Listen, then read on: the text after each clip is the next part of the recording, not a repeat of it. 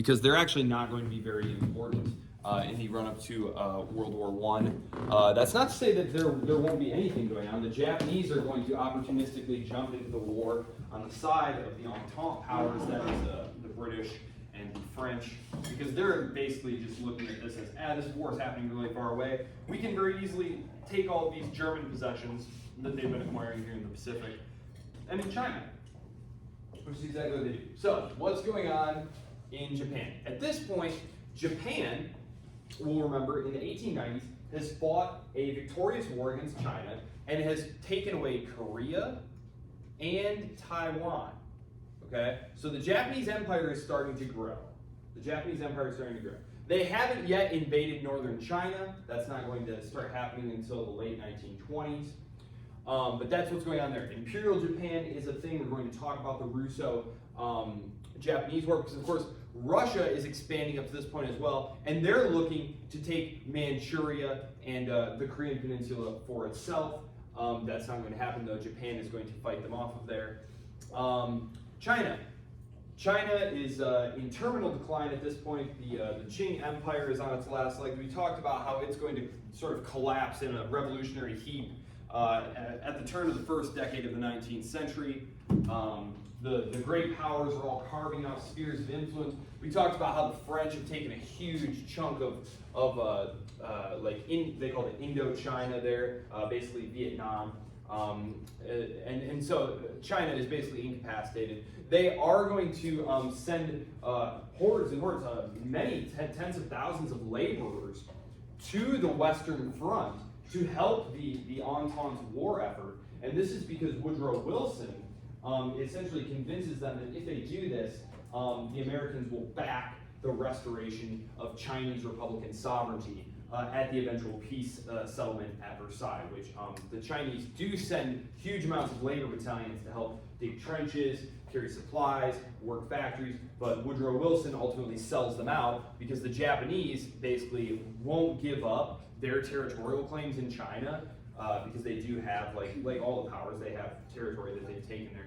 And including like the Shandong Peninsula, which had been one of the German possessions, and Kiachu Bay is another one. And they took them from the Germans, and they don't want to give them back. And they basically say, well, if you make us give these back, maybe we don't want to be in the League of Nations project, which was one of Woodrow Wilson's huge pet projects. It's like a United Nations forerunner. I know I'm getting a little ahead of myself here, but that's basically why Wilson throws them overboard, and it's why one of the 100 reasons that things go as badly as they do in China. Australia, this is part of the British Empire still. The Philippines, that's an American possession now, so you can kind of see how already Imperial Japan, Imperial America, already very close. There's going to be conflict there eventually.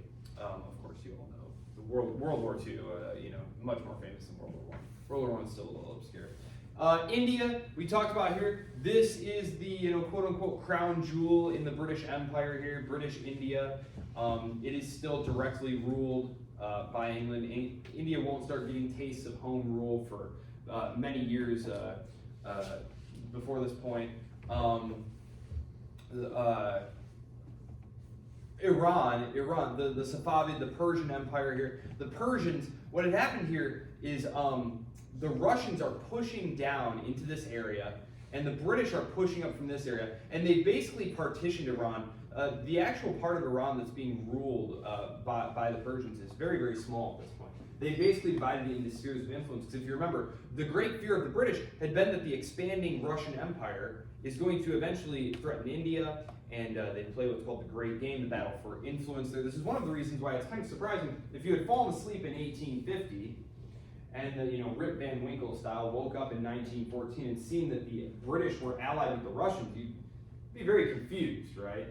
The British had, of course, the only war that they fight in the 19th century after the Napoleonic War is against the Russians in Crimea here. And it's, again, to protect these geopolitical interests that they have in Central Asia. So that's what's going on there. The Ottoman Empire is crumbling at this point. The Ottoman Empire, which at one point had been all the way up here in the Balkans, right, threatening Vienna, right? In the 17th century, it looks like is Vienna going to fall to the Ottomans. Nope. Slowly, Ottoman power is pushed back. Russia is moving into the Balkans, as is Austria, And in the 1870s, there's going to be a series of little conflicts here, and part of one of the many Russo-Turkish wars, which I believe I have on one of the slides here. But basically what's going to happen is Russia is going to act to help bring some of these Orthodox Christian kingdoms back into being as modern states.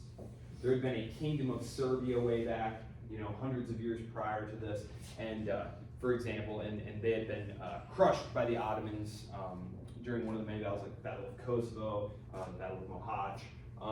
They're going to be essentially Russian protectors, because one of the treaties that the Russians forced the Ottomans to sign, forced them to sign, is part of a treaty that ends one of these many Russo-Turkish wars that they have, is going to allow the Russians to be the protectors of Orthodox Christian interests within the Ottoman Empire. So it's basically a backdoor to allow the Russians to intervene in Ottoman internal affairs there. Okay, so that's what's going on there. So the Ottoman Empire is crumbling here. They're going to get in, actually the Ottoman Empire, there's going to be a revolution before the war even starts.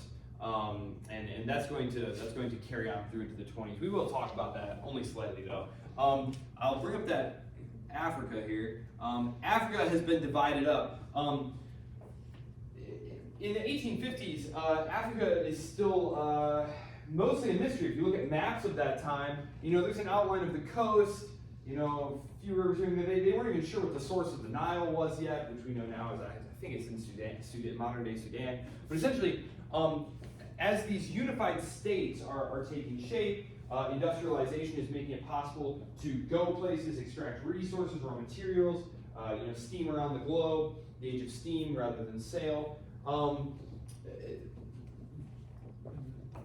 The amount of places that are left where you can get resources are very small. And so these powers just start grabbing anything they can hold on to. Is it valuable? Don't know, but we need an empire, and we'll figure out what's there later. For example, the Italians are very late to the empire game, right? They wind up collecting a bunch of basically deserts. There's really nothing there at all. But that's basically what's happening there. The Berlin Conference is where they're going to officially establish these spheres, because they don't really want to be fighting over Africa. They essentially want to just be able to extract resources from it. That doesn't mean that there aren't almost wars. There's actually a very famous instance at Fashoda. The French and British colonial armies very nearly fight each other in 1898. Let's see, Morocco, there's going to be a series of Moroccan crises. Morocco is, of course, in Africa, but it's very important to protecting access. As you can see, Morocco right there. Right there, there's Morocco. I'm sorry, I'll pull it up on the big map. As you can see, Morocco is highly important because it's a huge choke point here as far as access to the Mediterranean goes, right? So the French and the British are going to be battling over that. So that's that. South America, you have the Latin American republics. These are not going to play a part in World War I or really World War II. In the latter case, there are going to be sort of German sympathizers, but again, the United States' power is just becoming overwhelming. Beginning really with the Spanish-American War, there is going to be an intervention by the United States militarily into this zone, which I'll probably talk about that in the context of the 1930s, because Franklin Delano Roosevelt tries to kind of change this policy with what's called the good neighbor policy, because he realizes that basically everyone down here is starting to hate America, because I'm not joking, like literally every year there's a new military occupation going on. They occupy some of these places like Haiti. Haiti's been in the news recently. The United States occupies Haiti for like 20 years. They occupy Nicaragua for a long stretch of time. They invade Mexico a couple times. So it doesn't make you very popular. And they come up with these new means of essentially ensuring cooperation with American business interests in kind of a neo-colonial type manner, which we'll get into. But that's the globe. That's the globe there. And now I'm going to move on to Europe, because Europe is actually where the action is taking place. So, pull this up. Okay. All right. So, first I'm going to pull up a little map here, just so we familiarize ourselves with what's going on here. Yeah, I guess this map is okay. For what I want to do here.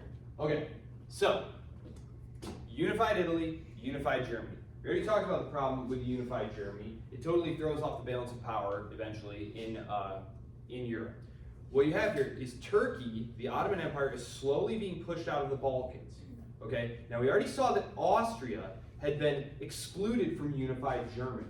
They had also, at the same time, lost their northern Italian possessions where a lot of their tax revenue came from.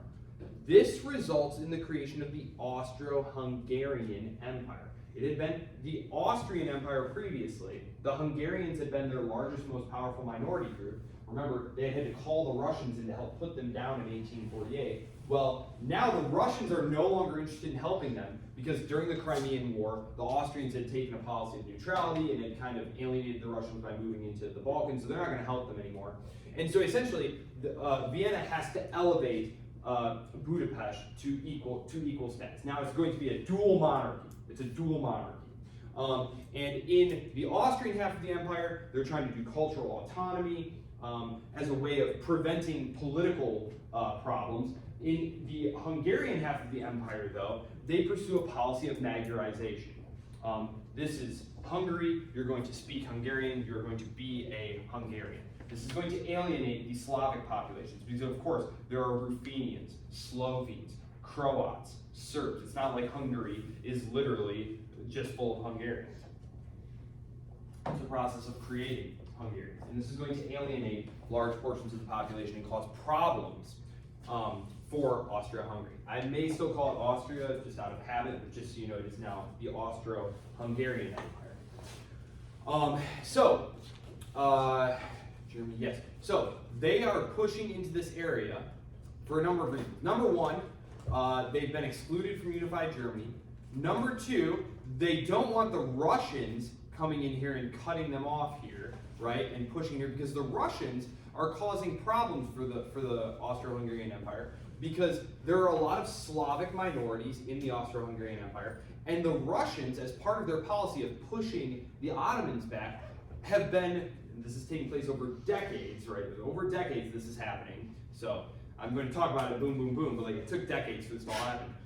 The Russians are fostering independence movements among the Orthodox Slavic populations down here as a way of undermining Turkish rule because what the Tsar really wants is control over these straits here, right? This was what the Crimean War had been fought to prevent.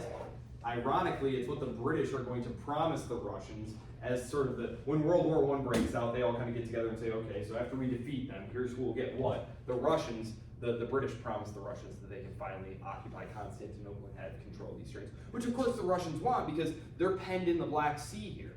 Their only other naval ports are not year-round ports. They're like on the Arctic Circle. These are not great ports. They want to be able to cruise in and out of the Mediterranean.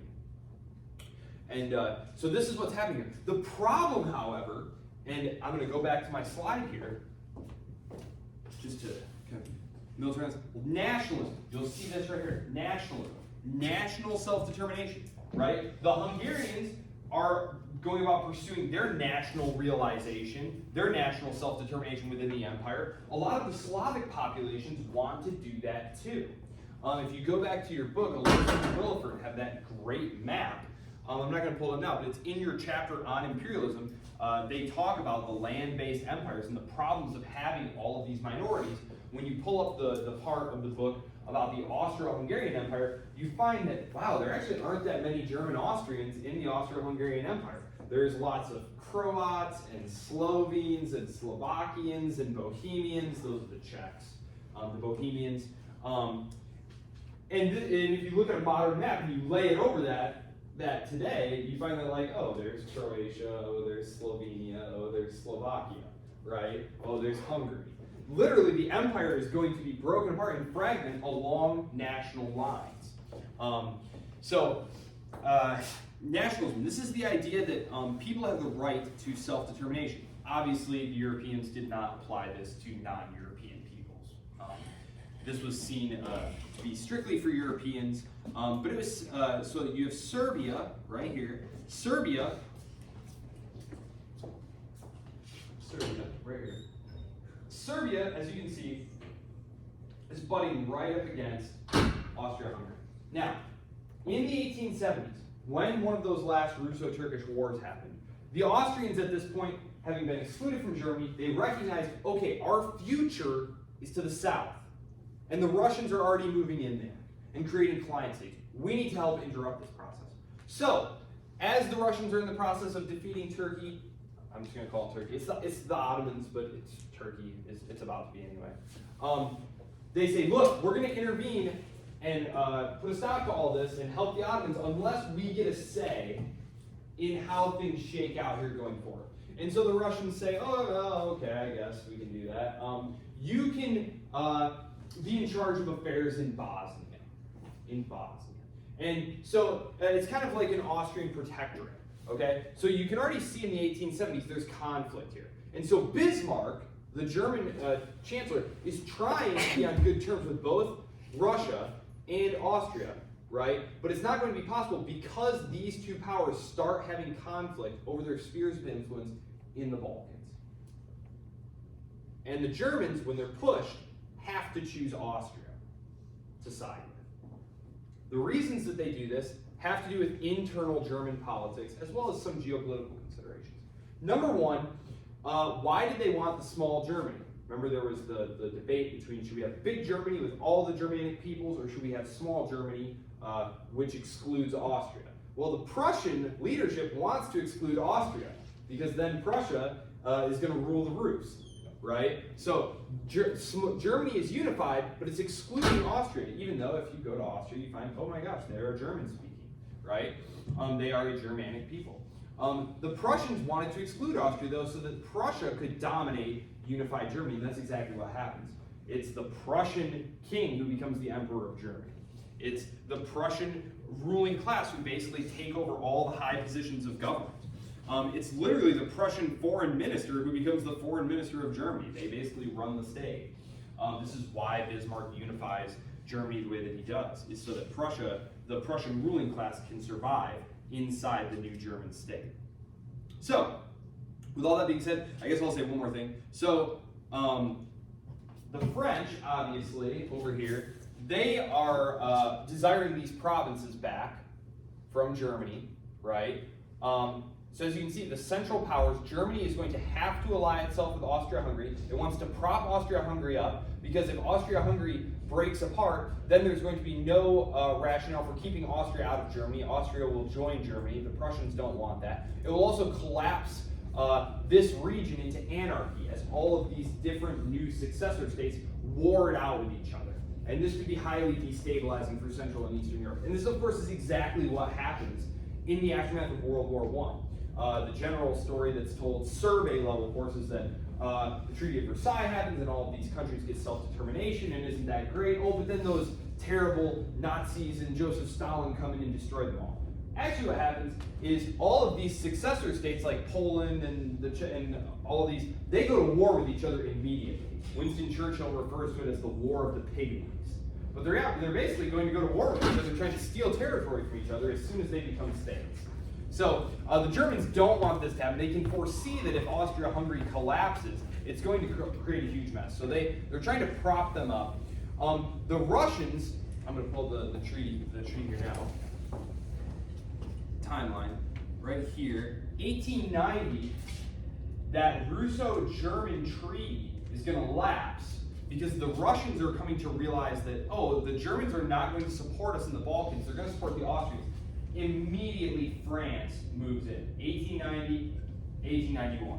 As soon as that treaty lapses, the French go, oh, we will so help you. All we want you to do is park an army on the eastern border of Germany, and when the situation is right, we're gonna, devour Germany in this pincer move, and you can have those territories in the Balkans that you want, and we'll get our provinces back in Alsace and Lorraine. So that's what happens there. I'm going to get to that in a minute. I'm going to talk about the general causes here. Military alliances.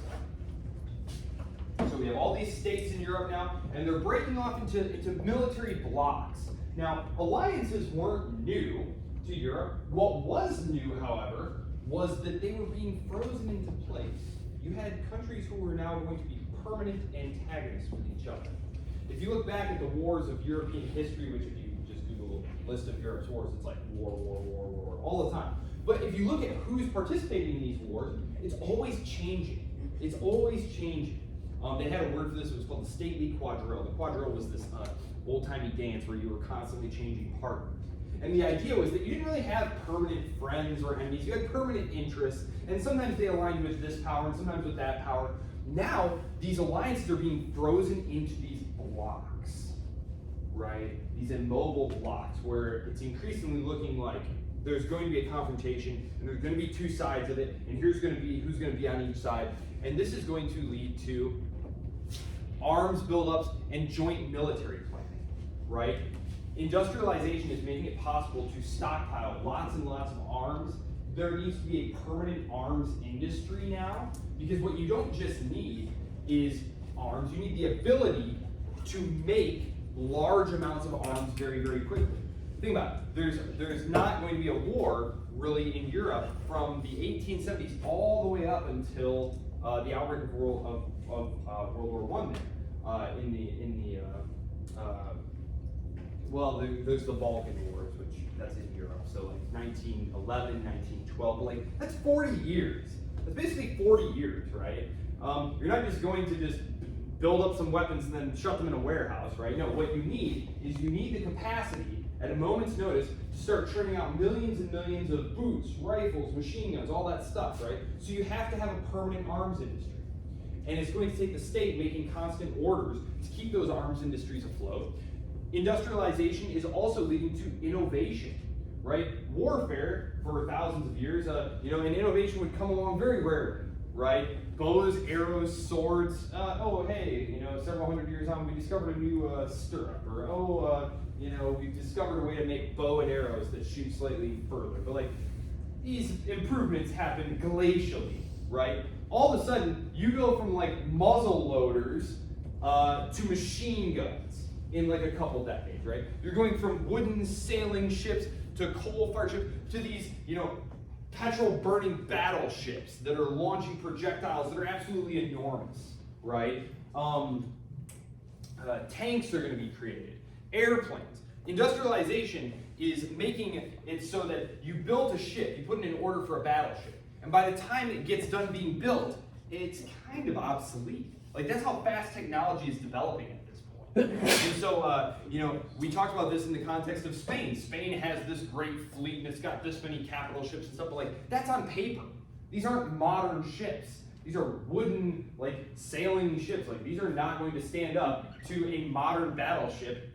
I mean, the Japanese are going to fight the Russians here in 1904, 1905, and the Russians are going to have their old-timey, fleet that they're going to sail up there, and the Japanese are going to destroy them to a ship. They're going to wipe out 2 Russian fleets and not lose a ship, right? And this is just completely shocking to everyone who's watching, but not really been paying attention. There are people who have been paying attention to this. There's several books. One of those by Yvonne Block. It's called Coming Aspects of the War, Coming Technological and Economic Aspects of the War, where he basically writes this 11-volume series where he basically predicts exactly what's going to happen in terms of like how industrialization is going to change warfare, and it's a very interesting book, or series of books. But so arms buildups, warfare on an industrial scale.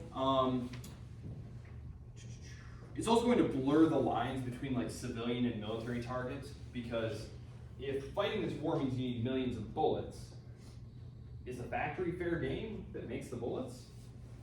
Right? This is a question that's going to become increasingly prevalent as we move into the 20th century, and especially in World War II, when aerial bombardment of civilian targets becomes regular.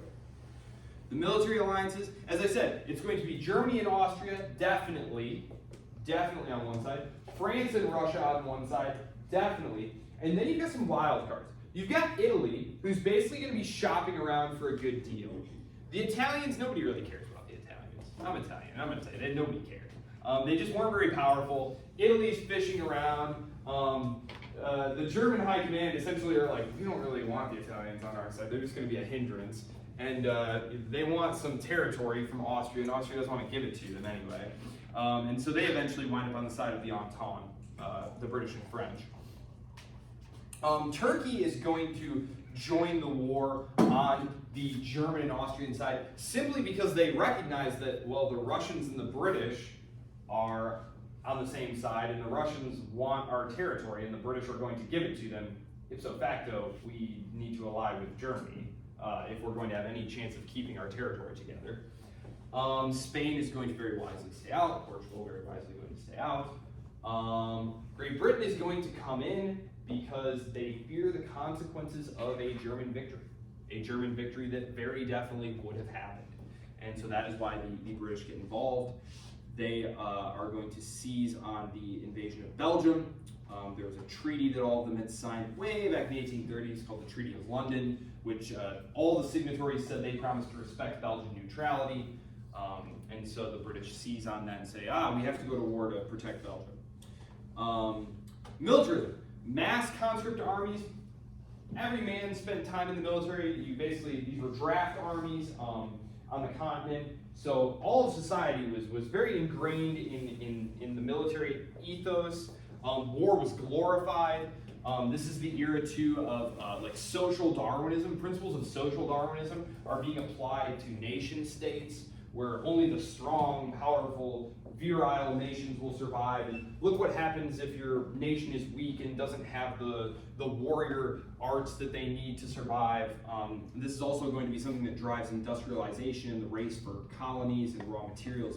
This is all stuff that's going to help you survive in a very fraught geopolitical arena.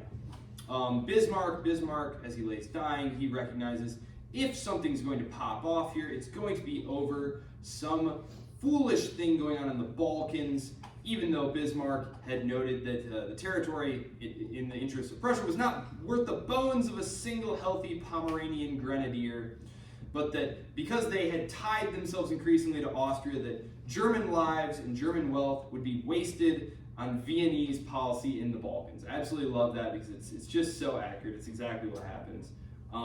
Here's the German Empire, which we saw unified. Oops, sorry. And here is Germany. Germany is complaining of encirclement. Oh, there's Ivan Bloch. I did put him on there. The War of the Future in its Technical, Economic, and Political Relations, 1899. So he wrote it 15 years before the war breaks out, and you can read it online today. Someone scanned it all in there, so you can read it. It's very interesting.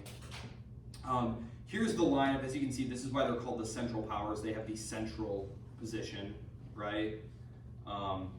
These countries in sort of tan, these are the Allied powers here. Okay, so the Germans, I don't really want to get into the actual war itself, but I do want to make a note here on one thing. So the German planning staff, the German military staff, recognized what was going to happen, right? They recognized that when war breaks out, and by the time that we're talking about here, the 1905, 1906, 1907, war is regularly predicted, forecast. It's just a matter of time. There's going to be a series of standoffs that we're going to look at in a minute that are just barely avert war, which is also going to give them kind of a false sense of confidence when the Archduke is assassinated and the July crisis happens.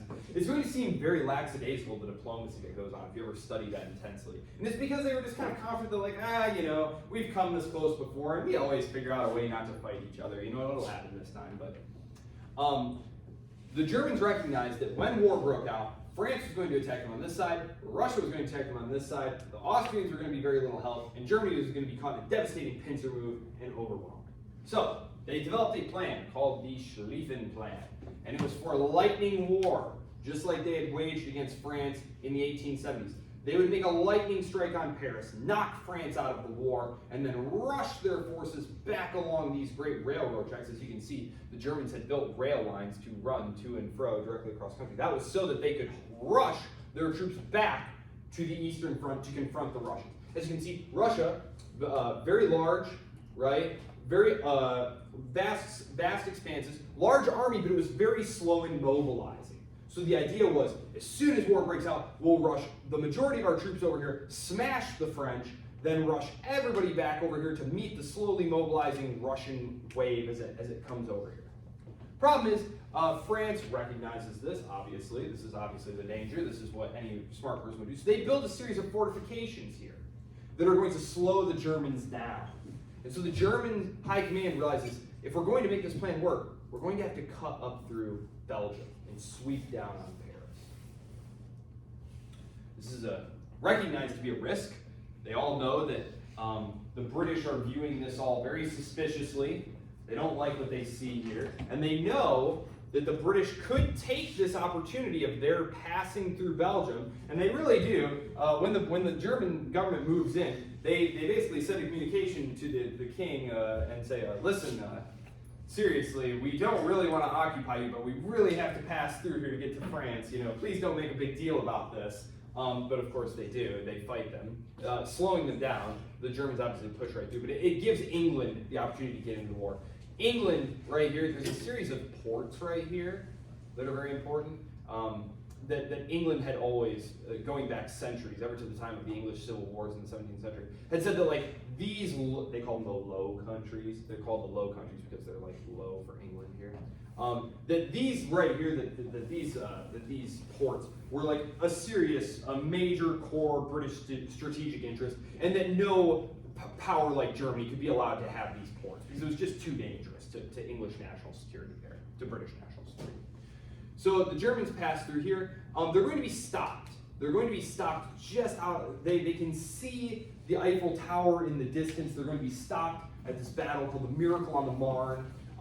The French are going to barely hold the Germans off, but they're going to delay them just enough that the Germans are going to have to pull their forces back to meet the onrushing Russians there. We'll get into the actual technical aspects of the war there, but that's basically how Britain winds up getting into the war. That's why, and the reason that they have to do this is because of the industrial nature of war now. It's seen as whoever can strike first and fastest is going to win. All the recent wars that have happened, like the Franco-Prussian War, like the Austro-Prussian War, it was whoever struck first and fastest won. The Russo-Japanese War, which we're now going to turn to talking about in a minute here, was also won by the power that struck first and fast. So the idea was build railroads, have quick mobilization schedule, get your troops into the field, attack aggressively and quickly. And so you need to strike fast to win. So, key timeline of events leading up to the war. 1890, Russo-German treaty lapses because A, the Russians realize the Germans are never going to commit to them. They need to support Austria. The French immediately jump in there and sign a treaty with Russia, which this was seen as kind of crazy because the French are a republic. Russia is the last great autocracy. But geopolitical interests triumph. It's the same reason the United States, despite freedom, democracy, all that stuff, have no problem cozying up to people like Hosni Mubarak in Egypt. Despite his human rights record being terrible, it's just geopolitical interest trump domestic interests there. The German naval buildup, the Fashoda crisis, the Spanish-American War. 1898 is a big year. The Germans announced that they are going to build a battle fleet capable of challenging any power. They don't specifically say the British, but they say something like, I forget the exact wording, but something like that even the greatest naval power would not dare trifle with us, lest they risk their own position. And it's very clear that the only power they could be talking about is the British. The Spanish-American War, we talked about that. This knocked Spain officially out of the balance of power. They had really been out of the balance of power for a long time. But it brings the Americans onto the international scene. The Fashoda crisis, this is when the British and French, this is the last time the British and French are going to stare each other down. And they're going to be staring each other down over interest in Africa. A few years later, though, the Entente Cordiale is going to happen. Basically, the French recognize that war with Germany is getting increasingly likely. They cannot stand on their own. The Russo-Japanese War happens in this year, and France sees that its big ally that it's been investing all this time and money in is actually a total paper tiger, and they need more help. So they go to the British. The British are also freaked out by this Russian loss, and the French say, listen, let's just settle all colonial questions. The French basically give the British everything they want in exchange for British backing, that the British are going to have their back as the French try to stare down the Germans here, which immediately is going to happen. The first Moroccan crisis. We talked about Morocco. The French are trying to move in on Morocco to secure this colony for themselves. The Germans are going to try and muscle in on it, and they're going to be backed down by a British threat. Basically, it's an unspoken threat, but the idea is, the British battleships show up, and the threat is pretty obvious, and the Germans don't feel ready to go to war yet. 1907. The English are going to now make an agreement with the Russians. These are not military alliances, mind you. There's nothing on paper that says if you're attacked, we're going to help you. These are more just establishing good relations. Like we've had hostile relations with France and Russia going back over a century, right? And now these are basically agreements, ententes, right? Where we're going to be friends now. We're going to be friends now. There's nothing on paper that says we'll fight for you, but like we're friends now. And when the Archduke is assassinated and Belgium is being invaded and it's clear that France is next, the discussions in the British war cabinet are so curious. I mean, you have to imagine these British lords, and they're saying, given that the French have made such a show of friendship, if we didn't come to their aid, it would be seen that we were abandoning our friends. We'd look very shameful and bad. Not that like we have these treaty agreements and stuff. It was more seen as a matter of pride and expectations, and you don't leave your friends in the lurch, that type of thing. There's going to be another Moroccan crisis once again. This time it's over Agadir. This is another port. The first one was over Tangiers. This one's over Agadir. Again, the British are going to back them down. But the Germans basically promised never again. Never again. This is in 1911, so we're only a couple of years away from the war. By this point, the Germans are feeling the pressure of encirclement.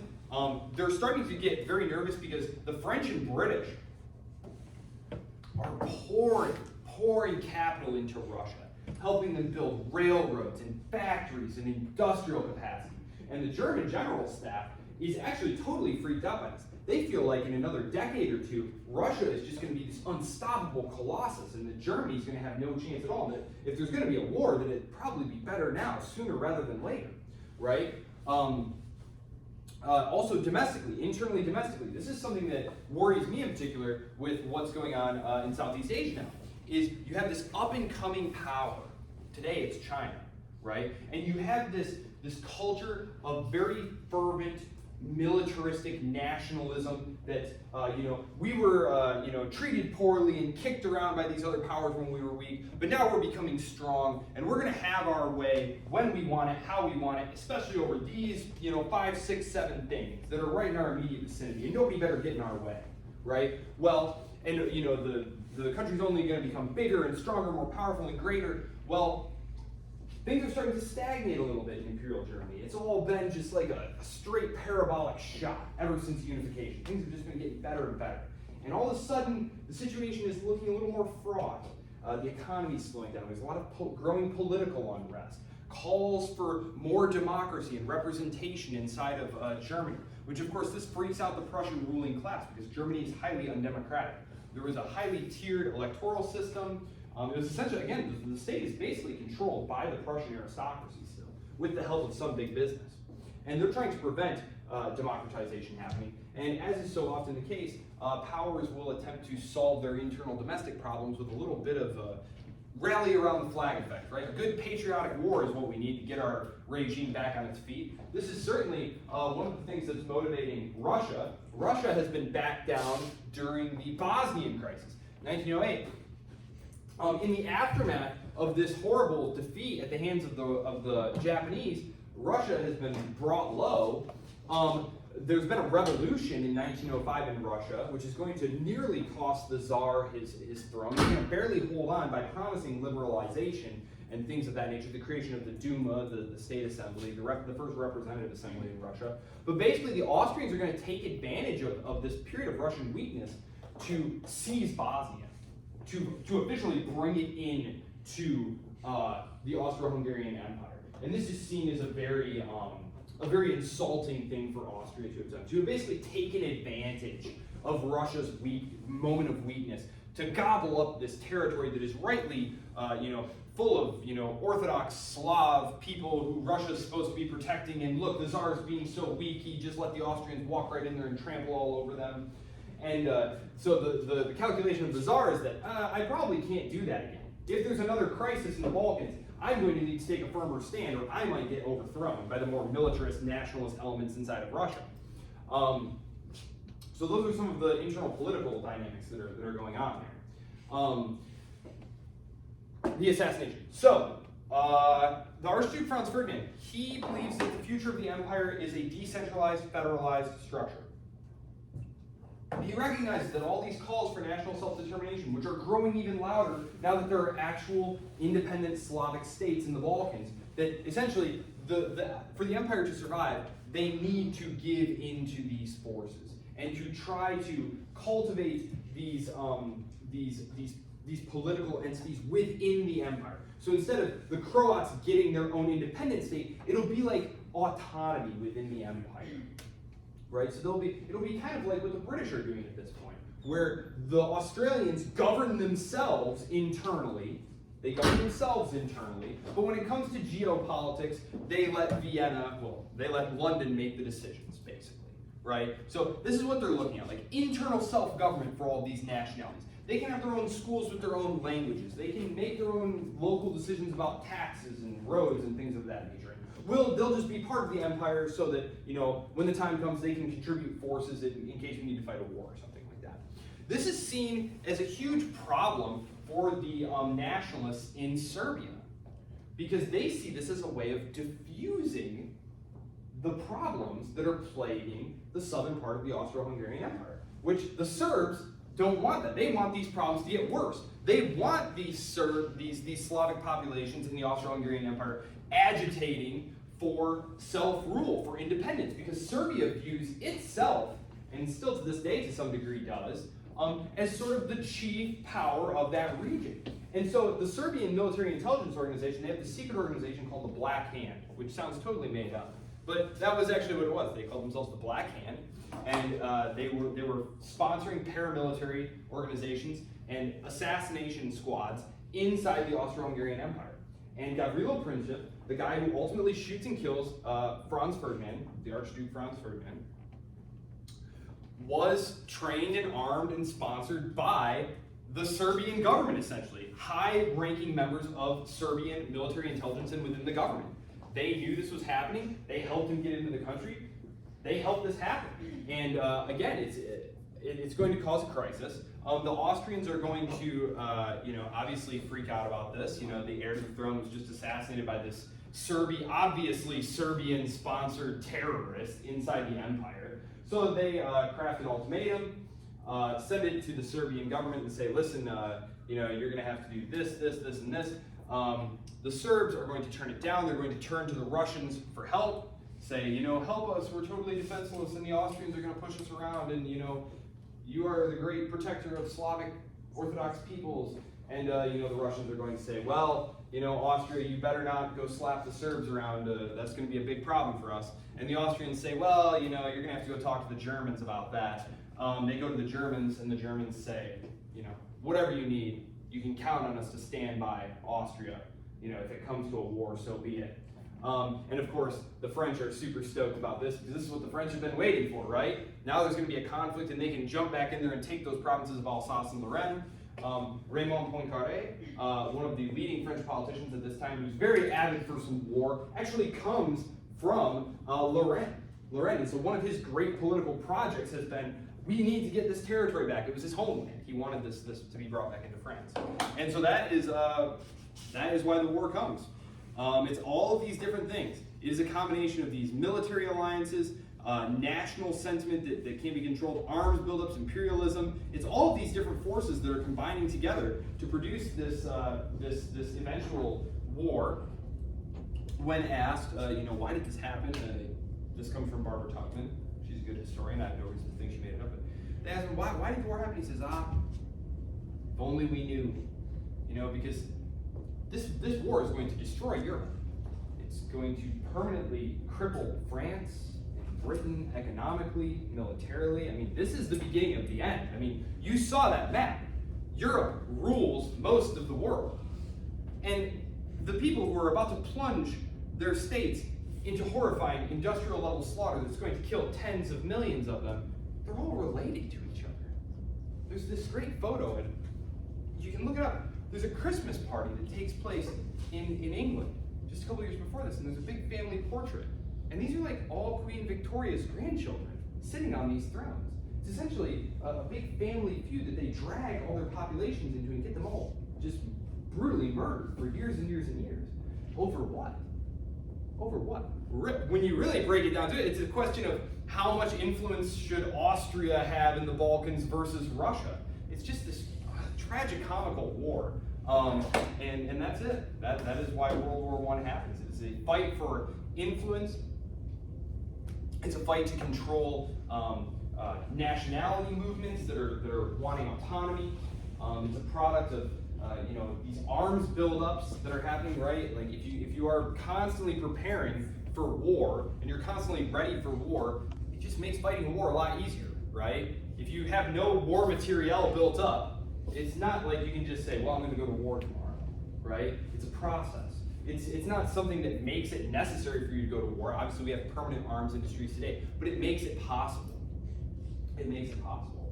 And so there you go. That's it. That is the run-up to World War I. Militarism, nationalism, military alliances, arms buildups. Yeah, there you go. That's it.